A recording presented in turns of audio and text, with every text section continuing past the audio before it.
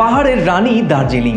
বাঙালির কাছে দার্জিলিং এক আবেগের নাম। দার্জিলিং তো ঘুরেছেন, কিন্তু জানেন কি দার্জিলিং এ সবচেয়ে পরিষ্কার গ্রাম কোনটি? এতটাই পরিষ্কার যে সেখানে রাস্তায় একটা পাতাও পড়ে থাকে না। যদিও দার্জিলিং এর প্রায় প্রতিটি গ্রামই ভীষণ সুন্দর, সবুজে মোড়া, তবে এই গ্রাম আরো বেশি পরিষ্কার পরিচ্ছন্ন, যাকে বলা হয় দার্জিলিং এর ক্লিনেস্ট ভিলেজ।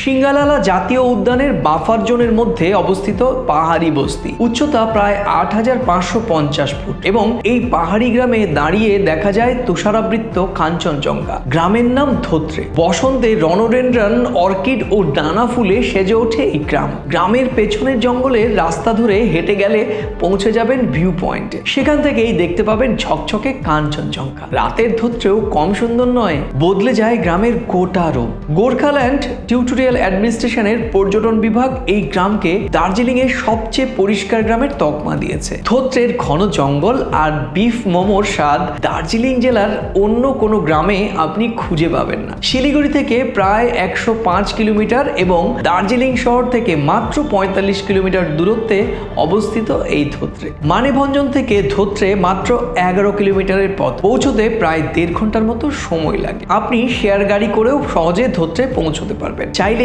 এখান থেকে সিঙ্গালীলা জঙ্গলে ট্রেকিংও করতে পারেন।